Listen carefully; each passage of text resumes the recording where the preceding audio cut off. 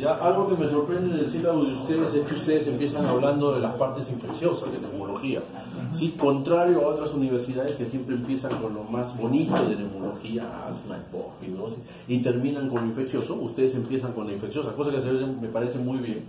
Ya, yo soy el presidente del Comité de Tuberculosis de la Sociedad de Neumología, soy miembro del Comité de Tuberculosis del Comité de Infecciones de la Asociación Latinoamericana de Tórax y soy el coordinador de tuberculosis aquí en el hospital. Por eso los que rotan conmigo me van a ver que muchas veces, como hoy día, yo salgo y me desaparezco unos 15, 20 minutos porque me llaman para cosas administrativas, ¿ok? Vamos a tratar de hacer tuberculosis pulmonar hoy día a las dos partes, el 1 y el 2. Pásame la siguiente, ¿ok? Y es importante saber de tuberculosis porque debe ser una de las enfermedades infectocontagiosas más frecuente que tenemos en el Perú, por lo menos en esta parte del Perú, en la selva, todavía existe malaria, todavía existe dengue, pero por acá debe ser lo más frecuente. ¿Y por qué lo termina viendo neumología? Porque dos motivos. Uno, porque el órgano más afectado es el pulmón, y dos, porque la vía de transmisión es vía aérea, ¿ok? Es así, hablando.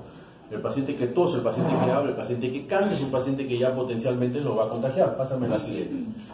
Pásame la siguiente, ¿ok? ¿Lo conocen a él, no? No tienen ni idea, pásame la siguiente. ¿Ok? Ese es Robert Koch, ¿ok? Es mentira lo que dice ahí, ¿ya? Pero es lo que está en el Google, ¿ok? Pero es mentira lo que dice ahí, ¿sí? No todo lo que dice en el Google es correcto. ¿Sí? Robert Koch no fue el primero que aisló el germen, ¿ya? Robert Koch lo que hizo fue el primero que publicó que existía un germen para tuberculosis. ¿Sí? Antes de Robert Koch, antes de la década de antes de los años 1700, se pensaba que las enfermedades eran en un primer momento por un estado de ánimo, ¿verdad? Estás muy triste, te vas a enfermar, estás muy contento, te vas a enfermar, ¿sí? La típica del paciente, me molesto mucho, así que tengo un problema de hígado, me arde la boca, tengo un problema de hígado, ¿verdad? Me caliento por dentro, tengo fiebre interna, la piel se me está calentando, la sangre se me está calentando, ¿sí? Entonces esos son los pensamientos del paciente que todavía persisten desde hace muchas décadas. En los años 1800 empieza a aparecer la medicina relativamente moderna que ahora conocemos. Ayudan a entrar las dos. ¿Sí? Ayudan a entrar las dos. En 1850 empieza a aparecer el concepto de que las enfermedades son producidas por gérmenes. Aunque pónganse en una época en donde la mayoría de personas se moría de infecciones, tifoidea, salmonela, tuberculosis, ¿ok? No es como ahora que uno no se muere de infecciones, solo uno se muere de otra cosa. Y el 24 de marzo se publica su descubrimiento, entre comillas, de que se había aislado el germen de la tuberculosis. Por eso el 24 de marzo es el Día Mundial de Lucha contra la Tuberculosis. Pásame la siguiente. Ese fue Robert Koch. ¿Qué tantas personas tienen tuberculosis? Varias. ¿Okay? Se estima que más o menos 1,5 millones de personas por año fallecen por culpa de tuberculosis a nivel del mundo. Es la primera causa mundial de infección en el mundo, más que otras infecciones, más que malaria, más que dengue, ¿ok? Solamente que esto nunca está de moda. Y lo que sí es cierto es que algo que ha hecho que se despierte otra vez el peligro de la tuberculosis es el VIH, ¿sí? Entre la década del 60 y la década del 90 ninguna revista de Estados Unidos publicaba nada de tuberculosis. ¿Por qué? Porque no había tuberculosis. Cuando empezó a aparecer el VIH, otra vez apareció la tuberculosis y empiezan a aparecer otra vez reportes de tuberculosis en Estados Unidos, tanto así que ahora las industrias están volviendo a fabricar fármacos para tuberculosis. Pásame la siguiente. El Perú no es ajeno a eso, ¿sí? Ayer, ¿cómo quedó el partido? ¿Cómo fue? 1-1, ¿verdad? Qué vergüenza, íbamos ganando, ¿sí? Íbamos ganando, qué vergüenza. Pues bien, no iremos al Mundial, ¿sí? No ganaremos muchas medallas en el Panamericano, no le podemos ganar a un Uruguay joven, pero en tuberculosis estamos muy bien, ¿sí? Solamente nos supera Haití, ¿sí? Solamente nos supera Haití, que debe ser uno de los países más pobres del mundo, ¿sí? Somos el segundo país con mayor carga de tuberculosis a nivel mundial. Pásame la siguiente, ¿sí? Aún así nuestra carga de tuberculosis está disminuyendo, ¿sí? Eso es algo bueno, tan mal no estamos haciendo la cosa, algo bueno deberíamos estar haciendo. Pásame la siguiente, ¿sí? Y básicamente la tuberculosis en el Perú se concentra básicamente en Lima y Callao, ¿sí? Algunas otras regiones, Ica, tacno un poquito, la selva, ¿sí? La selva es un dolor de cabeza últimamente, mucho VIH, mucho diabetes, mucho tuberculosis, ¿sí? Pero casi toda la tuberculosis, el 80% de la tuberculosis se concentra en Lima. Y la tuberculosis que se concentra en Lima básicamente se concentra en 8 distritos, ¿sí? Comas, no sé cuántos ustedes viven en Comas, Caraballo, no sé cuántos ustedes viven en Caraballo, San Juan del Lurigancho, Surquillo, el Agustino, La Victoria, Cercado de Lima, Villa Salvador y Villa María del Triunfo, ¿sí? Son nuestros grandes fuertes, ¿sí? El Agustino está acá cerca, Cercado de Lima está acá cerca, La Victoria está acá cerca. En este hospital se concentra bastante tuberculosis también, ¿sí? Somos el país que tiene uno de los más altos números de pacientes con tuberculosis XDR, ¿sí? Para el año 2017 habían más o menos 73 pacientes con XDR en ese año, ¿sí? Sin contar todos los acumulados. Ahorita debemos estar más o menos en 120 y tantos pacientes XDR en acumulados, ¿sí? 60 de esos pacientes los tratamos aquí en el hospital, ¿sí? Con mi grupo que estuvimos ayer los vimos y están tranquilos los pacientes, ¿verdad? Como si se parecen ustedes, ¿sí? Igualito ustedes, no son esos pacientes que uno ve en la foto que están mal, que están graves, que están que botan sangre. Son gente que están caminando en la calle igual que ustedes. Pásame la siguiente. ¿Okay? Y esto es como estamos en tuberculosis a nivel país. El azulito es el que nos debe importar, ¿sí? La cosa no está tan mal. El rojo es MDR, ¿sí? Es tuberculosis multidroga resistente, que ahorita vamos a ver un poquito más. Pero esto ha aumentado, entre otras cosas, porque recién estamos diagnosticando, ¿sí? Recién a partir del 2012, más o menos 2010, 2011, empezamos nosotros a hacer pruebas de sensibilidad, que ahorita vamos a ver de qué se trata. Pásame la siguiente. Muy bien. ¿Qué cosa es el Mycobacterium tuberculosis? Cuando nos dice Mycobacterium tuberculosis, realmente lo que nos están diciendo es un complejo, el complejo Mycobacterium tuberculosis. Este complejo incluye básicamente los gérmenes que están ahí. El tuberculosis es el más frecuente, pero no es el único, ¿ok? Nosotros también podemos tener uno que se llama bovis, uno africano, uno microti, que es mucho más raro. Esos dos son los más frecuentes, ¿ok? Tienen la característica que son bacilos ácido alcohol resistentes, ¿ok? A diferencia de otros gérmenes, neumococo, Klebsiella, que ustedes quieran, cuando se le echa el alcohol, el colorante se borra porque se desaparece la membrana celular. Este bacilo sigue teniendo membrana celular a pesar del alcohol, por eso es bacilo alcohol ácido resistente. Es resistente al frío, es resistente al hielo, es resistente a la desecación, es sensible al calor, es sensible a la luz ultravioleta. Por eso parte del tratamiento es abrir ventanas, abrir puertas, dejar que el sol entre, ¿ok? Es aerobio estricto, en otras palabras, se alimenta de oxígeno, y eso es importante para entender lo que sigue después del Mycobacterium tuberculosis, ¿ya? Y tiene una capacidad de división muy lenta, ¿ya? El Mycobacterium tuberculosis se demora en crecer más o menos 4 o 6 semanas, ¿okay? A diferencia de otros micobacterios que son atípicos, que eso crecen más rápido, ¿sí? Pero aún así es una enfermedad de un germen sumamente... ¿Okay? Pásame la siguiente. ¿Cómo es que yo me voy a enfermar de tuberculosis? Yo voy a dejar las diapositivas ahí. Bueno, no sé si ya la agarraron en la máquina, pero yo voy a dejar las diapositivas ahí. ¿Okay? Lo que necesito es que ahorita básicamente ustedes me escuchen, ¿okay? La bacteria pesa, como toda bacteria pesa. Cuando ustedes han hecho la clase de neumonía, la clase de neumonía intrahospitalaria, ¿dónde está generalmente la lesión? ¿En qué parte del pulmón? Basales, ¿verdad? ¿Por qué? Gravedad. No, menos oxígeno. Un montón de excusas. No, todo es la mentira. ¿Por qué se va a la base? Porque la bacteria pesa. Y todo lo que pesa, ¿dónde se va a ir? Abajo, ¿verdad? Ninguno de ustedes vuela, ustedes pesan también, ¿sí? Todo se va a la base, ¿okay? Por lo tanto, cuando la bacteria ingresa, ¿a dónde se va a ir? A la base, ¿sí? Lo mismo ocurre con la tuberculosis, ¿sí o no? No, se va al ápice, ¿verdad? Mentira, exactamente ocurre lo mismo. También se va a ir a la base. ¿Ok? Claro, yo he visto mi placa de tuberculosis. En mi experiencia, me dicen ustedes. En mi experiencia, doctor, yo he visto tuberculosis en el ápice. Pues bien, vamos a demostrar que su experiencia no sirve para nada. ¿Okay? Entonces, el bacilo se va a ir ¿a dónde? A la base. Una vez que llegue el bacilo al alveolo, ¿con quién se va a encontrar? Con el macrófago alveolar. Y el macrófago alveolar lo que va a hacer es lo va a fagocitar. El macrófago fagocita todo lo que existe. ¿Ok? Se parece a mi hijo. todo lo que está por dentro. ¿Okay? Ese macrófago que fagocita todo lo que existe, lo que va a hacer es, va a matar a la bacteria que se está fagocitando. Neumococo, Klebsiella, histoplasma, hongo, lo que ustedes quieran, lo mata. Al único que no puede matar es al Mycobacterium tuberculosis. Una vez que lo ha fagocitado el Mycobacterium tuberculosis, lo que empieza a hacer es una inflamación local. Hay una serie de mecanismos que hace que el macrófago no lo pueda matar y el macrófago pida ayuda para matarlo. Esa ayuda que el macrófago va a pedir básicamente se llama linfocito TCD4. Ese linfocito TCD4 cuando va a ir, va a tratar de matar al Mycobacterium, pero tampoco lo va a poder matar. ¿Y qué cosa es lo que va a hacer? Se lo va a llevar a un ganglio linfático. ¿Okay? Coge al Mycobacterium que está en la base del pulmón y se lo lleva a un ganglio linfático, lo que nosotros tenemos en el mediastino. Y en ese ganglio linfático simplemente le dice al ganglio linfático: englóbalo, enciérralo, no le des oxígeno, este es aerobio estricto, en el pulmón siempre hay oxígeno, no le des oxígeno y esperemos que se muera. ¿Ok? Eso es lo normal. Eso es lo que nos ha ocurrido a todos ustedes. ¿Ustedes han hecho PPD? Nunca se han hecho PPD, el colmo de los colmos. ¿Okay? Deberían hacerse PPD todos los años. Todos los años deberían hacerse PPD. Y cuando sean PPD positivos significa que hasta aquí han llegado.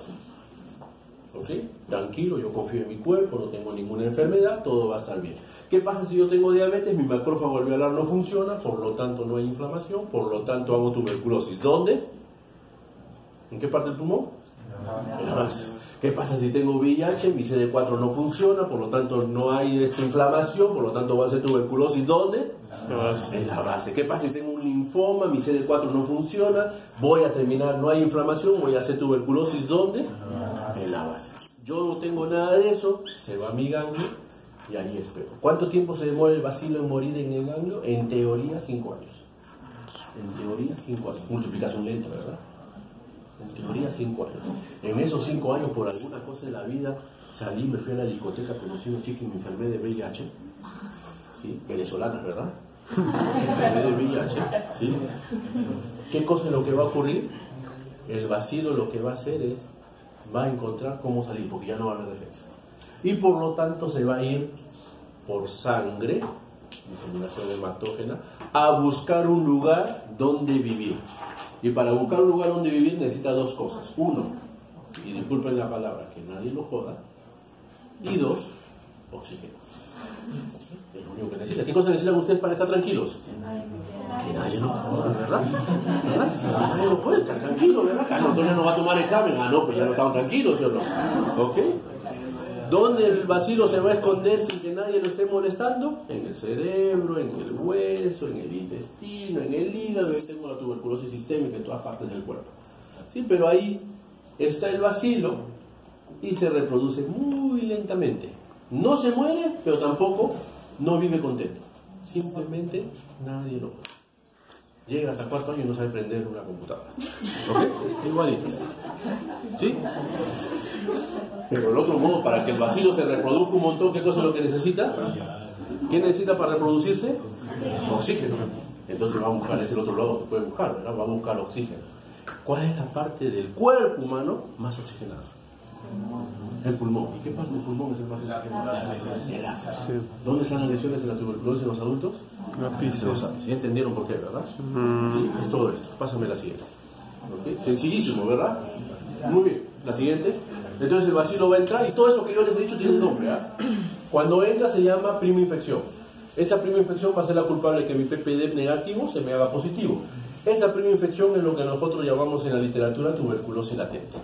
Esta prima infección puede progresar y se llama tuberculosis primaria. La tuberculosis primaria es la tuberculosis que le da a los pacientes que no tienen una buena defensa. En otras palabras, los que tienen neumonía tuberculosa, VIH, linfomas, cánceres. Te disculpo, ¿quién eres tú? ¿Es acá? ¿Sí? ¿Okay? Ellos son tuberculosis primaria progresiva o tuberculosis primaria. Eso es lo que le da a los inmunodeprimidos, a los niños, por ejemplo. Los niños hacen este tipo de tuberculosis. Y el adulto hace este tipo de tuberculosis, la tuberculosis postprimaria. Ambos, aquí falta una flechita, van a terminar haciendo la enfermedad. Pásame la siguiente. Ahí está, ¿no? Ahí está la flechita. Otra opción es que yo tengo una infección secundaria. ¿Qué significa una infección secundaria? Significa que yo he estado tranquilo, ya hice mi tuberculosis, me curé, pero quedaron algunos gérmenes ahí vivos. Necesidad de por qué tengo que tener un tratamiento adecuado. Y esos gérmenes se vuelven a activar y me van a hacer una reinfección. ¿Ok? Esa es la lógica de la tuberculosis. Me han entendido, ¿verdad? Sencillísimo. ¿Sí? Pásame la siguiente. Ya después le explican a su amiga que hay que notar. ¿Ok? Entonces todo eso que hemos conversado es exactamente lo que va a venir a continuación. ¿Sí? Para que cuando el bacilo entra, lo primero que va a encontrar es una reacción de hipersensibilidad retardada. ¿Sí? Es una respuesta inmune que va a provocar un daño en el pulmón, va a destruir a los alvéolos, por eso se forman los huecos en el pulmón. Pásame la siguiente. ¿Sí? Va a haber una inmunidad específica mediada por linfocito T, ¿sí? El linfocito TCD4 va a venir y va a atacar específicamente al Mycobacterium. Este es el culpable de que potencialmente existan otros métodos de diagnóstico que no lo vamos a ver hoy día porque todavía están en estudio. Pásame la siguiente. ¿Sí? Y bajo esos dos mecanismos es que yo voy a hacer la enfermedad. Ustedes se dan cuenta, que mientras que estoy haciendo la enfermedad, yo me trato de defender y al defender me estoy provocando daño en el pulmón. ¿Sí? Eso lo vamos a ver al final. ¿Sí? ¿Cómo voy a hacer el diagnóstico de la tuberculosis? Básicamente estos parámetros. Primer parámetro, el parámetro clínico. ¿Okay? ¿Cuáles son los síntomas del paciente con tuberculosis? Sudoración. ¿Cuál es el más frecuente? Tos. ¿Cuánto tiempo? Más de 15 días, con flema. ¿Okay? Sin embargo, el 4% de los pacientes con tuberculosis, 4 de cada 100 pacientes con tuberculosis no tienen ninguna molestia. ¿Okay? Y eso es algo que ustedes lo tienen que recordar. No tiene ninguna molestia. Puede haber gente con tuberculosis aquí hoy. ¿Sí? El otro parámetro es el parámetro radiológico. ¿Okay? El parámetro radiológico, ¿yo qué cosa voy a encontrar en la radiografía? Cavidades. Ese es lo más frecuente. Todo lo demás que voy a encontrar va a depender de qué paciente está. Si es un inmunodeprimido, puede encontrar milia, puede encontrar neumonía. No se olviden ustedes que los pacientes inmunodeprimidos, especialmente VIH, más o menos el 50% van a tener una radiografía de tórax normal. ¿Okay? Placa de tórax normal en un VIH no significa que no tenga tuberculosis, especialmente si tiene síntomas. Parámetro epidemiológico es sumamente importante. ¿Okay? Se supone que la tuberculosis le da a alguien que conoce a alguien que tiene tuberculosis, es un contagio, es transmisión vía aérea. Sin embargo, el 50% de las personas que tienen tuberculosis manifiestan que no conocen a nadie con tuberculosis. ¿Ok? Sí deben conocerse, de que no conocen a nadie. ¿Dónde se transmite la tuberculosis? En los buses, ¿verdad? En los micros, ¿verdad? Metropolitano, tren eléctrico, Chosicano, ¿sí? Por la ruta que ustedes se vienen, ¿verdad? ¿Sí? Todas esas rutas es epidemiológico. ¿Ok? Y parámetro bacteriológico es sumamente importante. Tiene que salir BK positivo para hacer el diagnóstico de tuberculosis. Sin embargo, no se olviden ustedes que los niños, por ejemplo, no tosen. Y por lo tanto, como ellos no tosen, no voy a tener flema y por lo tanto no voy a hallar el germen de la tuberculosis. No se olviden ustedes que la tuberculosis fuera del pulmón, cerebro, hueso, etcétera, tampoco tose, ¿verdad? Nadie está tosiendo con el cerebro así para sacar, ¿sí? Por lo tanto es difícil encontrar ahí la bacteria, ¿sí? Y parámetro inmunológico significa el PPD. Pásame la siguiente. ¿Okay? Entonces vamos a hablar un poquito de cada uno. El diagnóstico clínico, hay que tener en cuenta que la tuberculosis es una enfermedad crónica y lentamente progresiva y el síntoma más frecuente es tos con expectoración más de 2 semanas. Eso se llama en el Perú sintomático respiratorio. ¿Okay? Si ustedes ven a una persona que está con tos con flema más de 2 semanas, es su deber, como personal de salud que son, así yo no quiera y entraron al sistema, son personal de salud porque vienen al hospital, ¿okay? Como personal de salud que ustedes son, tienen un deber de todo paciente sintomático respiratorio, mandarle a hacerse prueba de esputo. ¿Okay? No tienen que esperar que yo lo firme, que lo firme un neumólogo, que lo firme alguien, un médico. Y ustedes también lo pueden hacer. ¿Sí? Hay otros síntomas. Por si acaso el otitis no es el más frecuente, ¿okay? Lo más frecuente es tos con expectoración más de 2 semanas. Pásame la siguiente. Hay síntomas generales, ¿okay? El más frecuente es fiebre, que generalmente es en la tarde-noche y baja de peso, ¿sí? Y hay síntomas extrapulmonares que va a depender de dónde están las molestias, ¿verdad? Hay una señora, lo que son mi grupo, por lo que van a hacer mi grupo, los días viernes yo paso visita, los que ya han pasado visita con los otros colegas, hay una paciente en la cama, en aislados de Santa Rosa, la cama M5, es una diabética que tiene tuberculosis, ¿ya? y ella une sus molestias en que su rodilla está hinchada. ¿Sí? Ella tiene una artritis tuberculosa en la rodilla derecha. ¿Ok? Tenemos un paciente también arriba que tiene dolor abdominal, él tiene una tuberculosis enteroperitoneal. ¿Sí? Entonces, los síntomas de esas pulmonares también hay que prestar atención. Pásame la siguiente. Y las lesiones radiológicas. ¿Ok? Generalmente las lesiones radiológicas, ¿dónde están? Como ustedes muy bien han dicho en su vasta experiencia que tienen. ¿Ok? Lóbulos superiores, segmentos apical y posterior, de los lóbulos superiores. Ahí está la tuberculosis. Generalmente, ¿qué pulmón? ¿Ah? Derecho. ¿Por qué? ¿Ah? Porque la anatomía va hacia abajo. Porque el germen va a llegar primero al pulmón derecho. Bien difícil que llegue al pulmón izquierdo. ¿Ok? La anatomía va para abajo. Y el ganglio donde se va a ir va a ser el mediastino derecho. Y ese se va a ir al pulmón derecho. ¿Ok? Pásame la siguiente. Anterior, además. Radiografía de tórax normal en pacientes inmunodeprimidos. No se olviden ustedes. Los pacientes que tienen VIH, hasta la mitad de esos pacientes van a tener placa de tórax normal. Pásame la siguiente. Diagnóstico de tuberculosis por germen. Beca, cultivo, identificación y antibiograma. Todos ustedes saben lo que es un antibiograma, ¿verdad?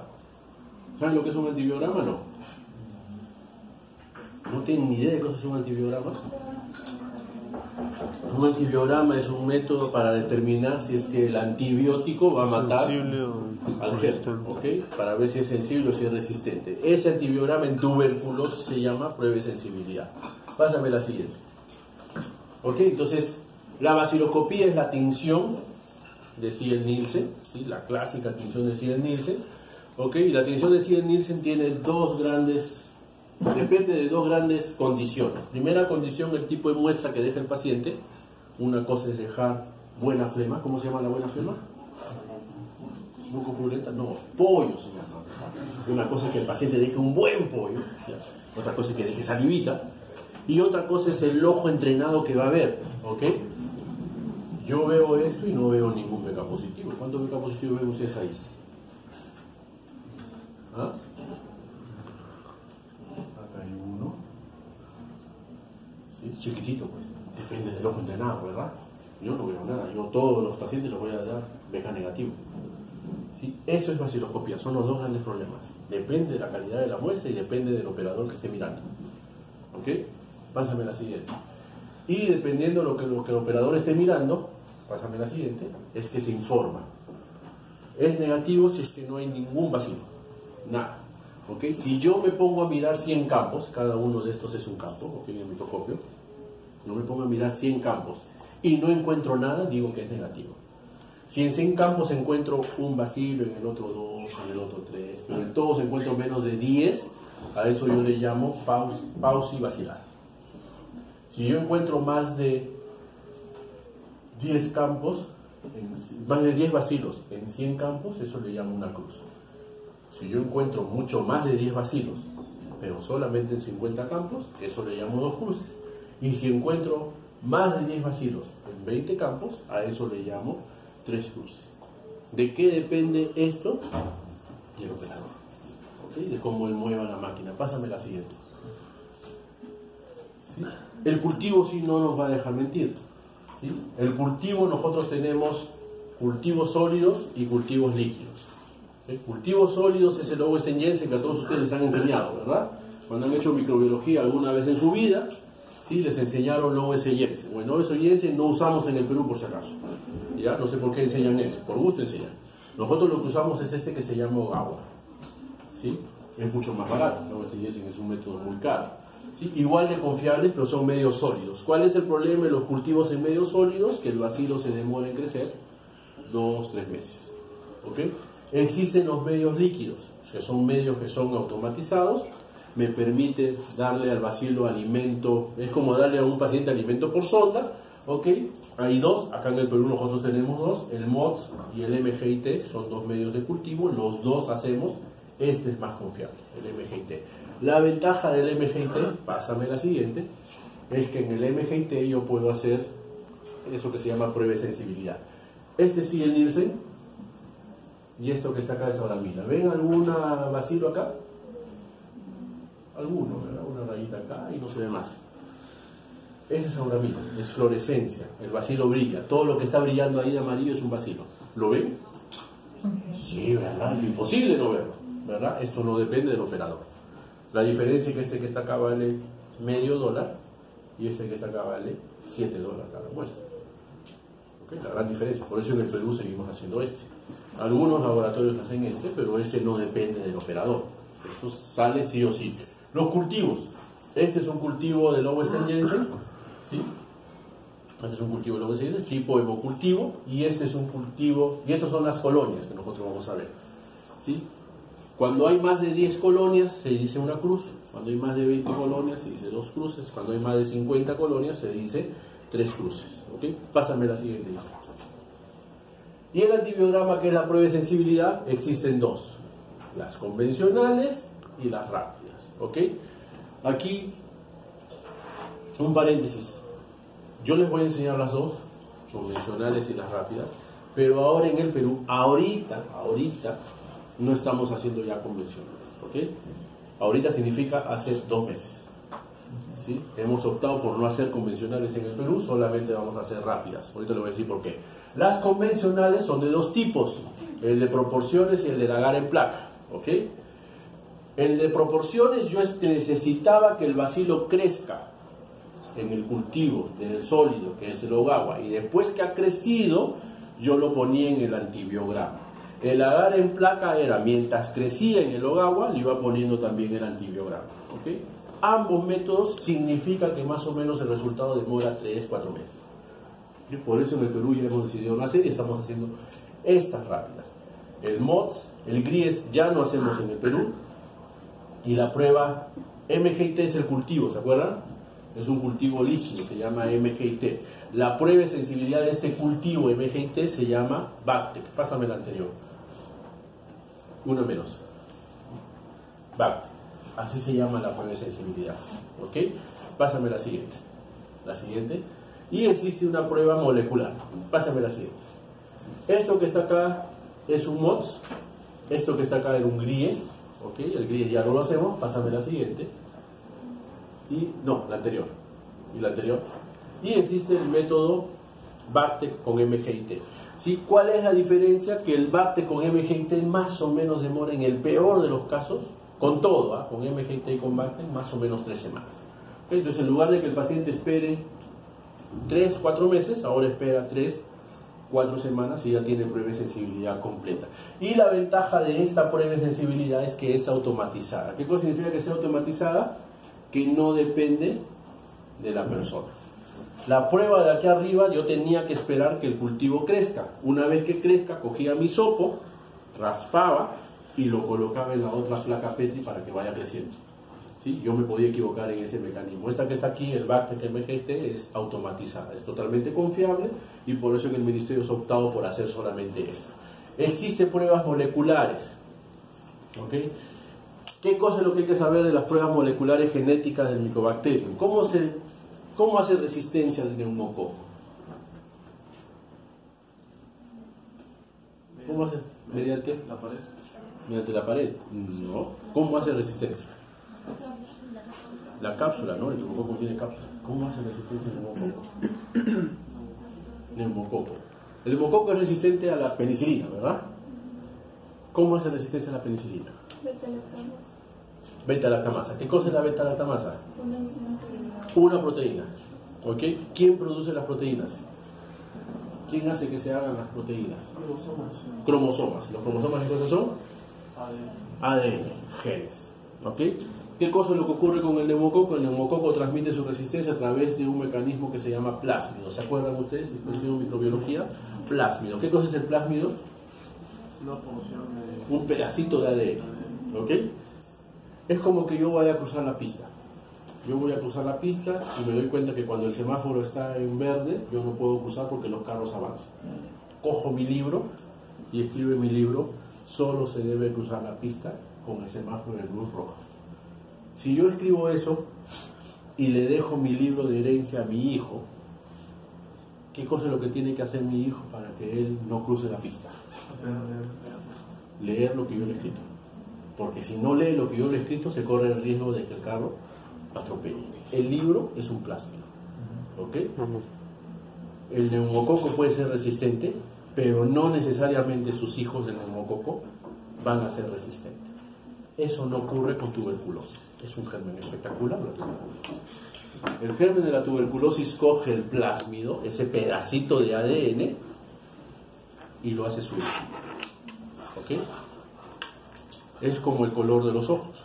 Si yo tengo ojos verdes y mi señora tiene ojos verdes, ¿qué color va a tener de ojos mi hijo? Verdes. Si sale marrón, ¿qué significa? Que me ha sacado la vuelta, pues, ¿verdad? Simple. ¿Ok? Entonces, porque eso está en los genes. La Mycobacterium tuberculosis lo que hace es que genéticamente transmite la resistencia. Genéticamente transmite la resistencia. Y nosotros ya hemos podido determinar qué genes son los culpables de la resistencia a ciertos fármacos. Y esos genes son los que buscamos a través de estas pruebas moleculares. Por eso es prueba de sensibilidad. ¿Ok? Básicamente, ¿qué genes son los que buscamos? Isoniazida, rifampicina, quinolonas inyectables. ¿Ok? Para lo que viene a continuación, que es el tipo de resistencia. ¿Sí? Y eso es lo que nosotros vamos a buscar acá. Pásame la siguiente. Pásame la siguiente, si ya lo vimos. Muy bien. Ahora, la tuberculosis, como yo le dije hace un momento, lo que va a hacer en el pulmón es lo va a dañar, lo va a destruir, lo va a volver cicatrices, y entonces existen complicaciones torácicas y extratorácicas. Dentro de las complicaciones extratorácicas, el más frecuente es esta, amiloidosis, que puede afectar riñón básicamente, y dentro de las pulmonares, la más frecuente es la primera, que es la bronquiectasia. ¿Ok? Sin olvidarse toda la demás, esto no es clase de complicaciones de tuberculosis. Pásame la siguiente. ¿Sí? Este es un empiema, ¿sí lo ven? Aquí está el empiema. Y está drenando para afuera, ¿sí? Está drenando para afuera. Eso se llama empiema necesitans. Es una complicación de la tuberculosis. Ya que para adentro no se puede ir la pus, se va para afuera. ¿Sí? Se abre un hueco en el tórax y empieza a drenar. Pásame la siguiente. Y otra complicación, bueno, este es el estrés respiratorio por tuberculosis, ¿ok? Daño excesivo del pulmón. Pásame la siguiente. Y esto que está acá es secuela, tractos fibrosos, y este pulmón casi no existe ya. ¿Sí? Eso es un fibrotórax, es una fibrosis pulmonar como secuela de tuberculosis. Pásame la siguiente. ¿Okay? Y el último, un hueco en el pulmón, ahí lo ven, ¿verdad? Lleno de un hongo, eso se llama micetoma. Esa es una secuela de tuberculosis. Pásame la siguiente. Muy bien, esa es la primera parte. ¿Okay? El germen es un germen que es, ¿cómo se alimenta? Aerobio, oxígeno, no aire, oxígeno, se alimenta aerobiamente. Y para la 2 ponme, que no sé dónde está. Aerobio, que requiere oxígeno para sobrevivir, para que se produzca la enfermedad. Básicamente, ¿qué cosa es lo que se requiere a la hora que entra? ¿Con qué célula se va a encargar? Macrófago y linfocitos TCD4, ¿ok? ¿A qué parte del pulmón va a entrar? A la base. ¿Y eso cómo se llama? Tuberculosis primaria. ¿Y la otra tuberculosis cómo se llama? Postprimaria o secundaria, que ¿dónde va a ser? En el lápiz. Para el diagnóstico de tuberculosis, ¿cuál es la clínica? Tos con expectoración. ¿Cómo se llama eso? Sintomático respiratorio. En la radiografía, ¿qué voy a encontrar? Cavidades. ¿Dónde? En el ápice. ¿Qué pulmón? Derecho generalmente. En pacientes con VIH, ¿cómo puede ser la radiografía? Normal. ¿Ok? Para el diagnóstico, el BK, ¿qué cosa necesito? No, pero ¿qué cosa necesito para que la muestra sea una buena muestra? Y el observador. ¿Ok? Hay BK negativo, pausivacilar, una cruda o cruces, 3 cruces. El cultivo hay líquidos y sólidos. ¿Cuál es el sólido? Ogawa. Y luego este Jensen, ¿cuál es el líquido? MGT. Y para prueba de sensibilidad hay convencionales y rápidas. ¿Sí? ¿Cuál es la convencional? Más de 4 meses, ya.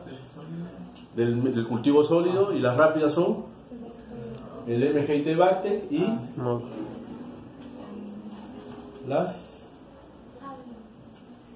las genéticas, ¿ok? Las genéticas, ¿qué antibiótico van a ver? Isoniazida, rifampicina, quinolonas, inyectables. Han aprendido, ¿verdad? Creo que más que neumonía provoca neumonía.